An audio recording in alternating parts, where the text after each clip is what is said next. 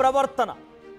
నిలదీసిన తండ్రి పైన కర్రలతో చాలా విచక్షణరహితంగా దాడి చేసి తల పగలగొట్టారు యువకులు. హోటల్లో సూపర్వైజర్గా పనిచేస్తున్న కృష్ణారెడ్డి అనేటువంటి యువకుడు 9వ తరగతి బాలిక పట్ల అసభ్యంగా ప్రవర్తించాడు. హోటల్కి వెళ్ళి కృష్ణారెడ్డిని మందలించాడు బాలిక తండ్రి. అయితే స్నేహితులతో వచ్చి బాలిక తండ్రిపై కర్రలతో దాడి చేశారు. అడ్డుకున్న వారిని కూడా విచక్షణ రహితంగా కొట్టారు యువకులు.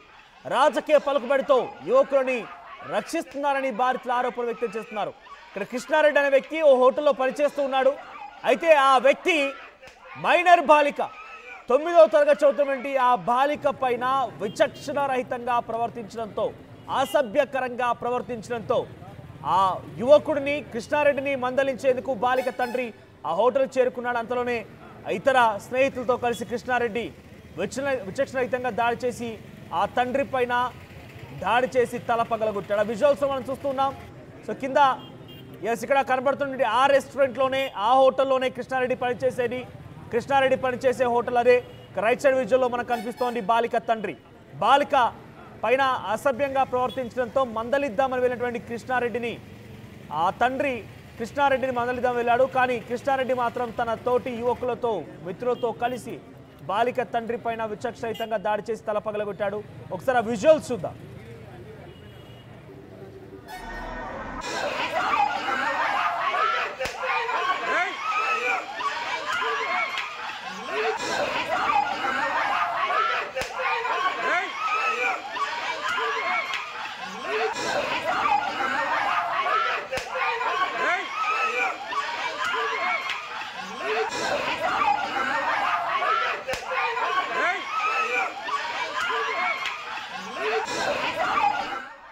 బాగా బలిసి కొట్టుకుంటున్నారు వీళ్ళంతా కూడా.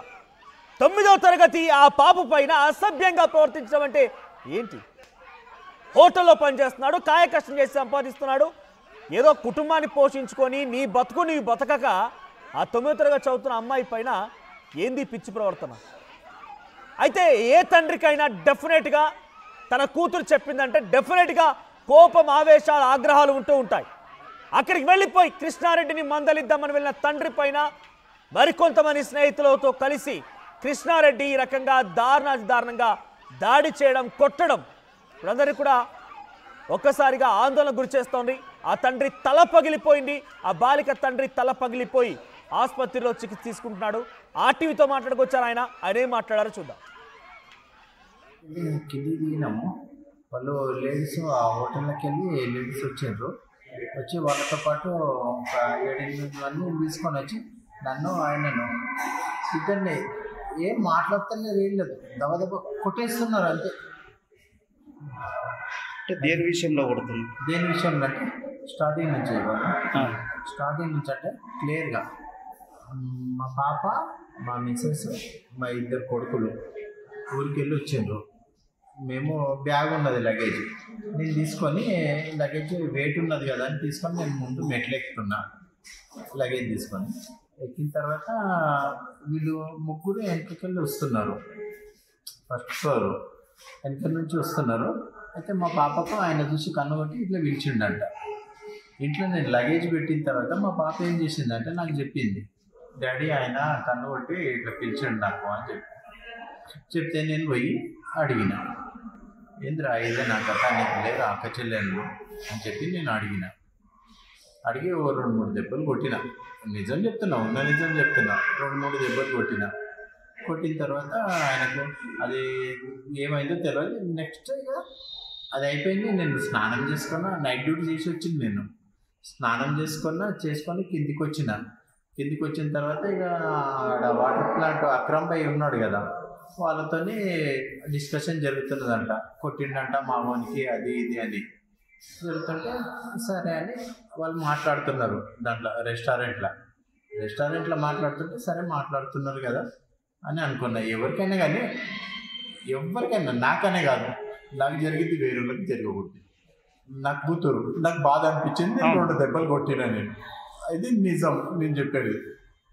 నాకు బాధ అనిపించింది, నేను కొట్టినా.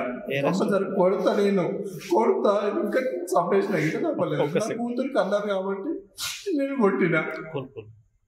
నా కూతురు అన్నారు కాబట్టి నేను కొట్టిన పోయిన ఇంటికి స్నానం చేసుకో. రైట్, ఆ తండ్రి ఆవేదన చూడండి. This content had some disturbing visuals, viewer description is advised. ఈ కాంటెంట్లో మిమ్మల్ని కొంత కలవరపాటు గురిచేసే అంశాలు ఉన్నాయి, తగు జాగ్రత్తలు తీసుకోమని ఆర్టీవీ హెచ్చరిస్తోంది. సో అక్కడ ఆ తండ్రి ఆవేదన చూడండి, ఏడుస్తూ ఉన్నాడు. తన కూతురు పైన ఇలా ప్రవర్తించడాన్ని తట్టుకోలేకపోయాను, నేను నైట్ డ్యూటీ చేసి వచ్చిరాగా నాకు ఈ విషయం తెలిసింది, నేను మందలిద్దామని వెళ్తే ఈ రకంగా నా పైన విచక్షణ రహితంగా దాడి చేశాడని చెప్పి ఆ సదరు తండ్రి చెప్తున్నాడు. 9వ తరగతి బాలిక పట్ల ఇంత అసభ్యంగానే ప్రవర్తించారని చెప్పి కూడా ఆ తండ్రి ఆవేదన వ్యక్తం చేస్తున్నాడు. కృష్ణారెడ్డి అనేటువంటి ఆ వ్యక్తిని అడుగుదాము, ఏం జరిగింది, ఎందుకు ఇలా ప్రవర్తిస్తున్నాడని చెప్పి అడుగుదామని చెప్పి వెళ్ళేసరికల్లా ఈ రకమైనటువంటి ఒక సంఘటన జరిగింది, నాపై దాడి చేశారని చెప్పి ఆ తండ్రి చెప్తున్నాడు. ఎస్, మా ప్రతినిధి శివ ఉన్నారు. రైట్ శివాజీ, సో ప్రజెంట్ తండ్రి ఏం చెప్తూ ఉన్నాడు, అసలు ఆ అమ్మాయి ఏమంటోంది, ఆ అమ్మాయిపై ఎటువంటి అసభ్యకరమైన ప్రవర్తన చేశాడు, కృష్ణారెడ్డికి వెనుక రాజకీయ అండదండలు ఉన్నాయంటూ కూడా తండ్రి చెప్తున్నాడు, ఏం జరిగింది? జడ్చర్ల పట్టణ కేంద్రంలో ఉన్నటువంటి ప్రధాన రహదారిపై ఉన్నటువంటి నక్షత్ర హోటల్లో గత కొంతకాలంగా అక్కడ పనిచేస్తున్నటువంటి ఎవరైతే తండ్రి కూతురు ఎవరైతే ఉన్నారో అక్కడ పనిచేస్తున్నటువంటి కూతురు పట్ల అక్కడ పనిచేస్తున్నటువంటి మరో వ్యక్తి ఎవరైతే ఉన్నారో అతని కూతురు పట్ల అసభ్యంగా ప్రవర్తించడము, అదేవిధంగా మాట పెంచుకుంటూ తర్వాత మాటలు ఆ అమ్మాయి ఆ అబ్బాయి మాట్లాడుతున్న సందర్భాలు పలుమార్లు తండ్రి చూడడం, వీళ్ళ మధ్యలో జరుగుతున్నటువంటి సన్నివేశాలు సంభాషణలు ఏవైతే ఉన్నాయో ఆ సంభాషణలు చూసిన తర్వాత కొద్ది రోజుల తర్వాత తండ్రి కూతుర్ని మందలించడం, ఆ సంభాషణ విషయాల పట్ల మరోసారి మాట్లాడకూడదని చెప్పేసి తండ్రి చెప్పినటువంటి నేపథ్యంలో ఈ విషయాలన్నీ కూడా కూతుర్ని తండ్రి చివరిసారిగా గత 2 రోజుల క్రితం కొట్టడము మందలించడం జరిగింది. ఈ నేపథ్యంలోనే ఈ కొట్టినటువంటి విషయాన్ని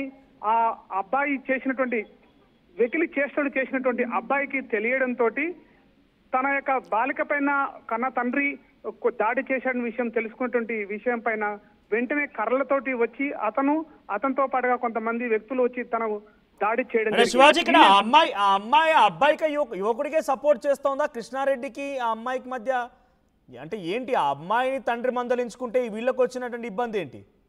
అంటే ఇప్పటి వరకు కూడా ఉన్నటువంటి సమాచారం మేరకి అమ్మాయి ఎక్కడా కూడా భయాందోళనకి తండ్రిపై దాడి జరిగినటువంటి విషయం తెలిసిన తర్వాత బాలిక భయాందోళనకి గురైంది. బాలిక గురైన సందర్భంలోనే ఎటు కూడా తన నిర్ణయాలు తేల్చుకోలేక సందిగ్ధంలో ఉన్నటువంటి పరిస్థితి నెలకొన్నది. ఈ నేపథ్యంలోనే అటు తండ్రిపై జరిగినటువంటి దాడిని ఖండించడానికి వచ్చినటువంటి మరో వ్యక్తి మధ్యవర్తిగా వచ్చినటువంటి వ్యక్తి కూడా అతనిపై కూడా దాడి చేయడం జరిగింది.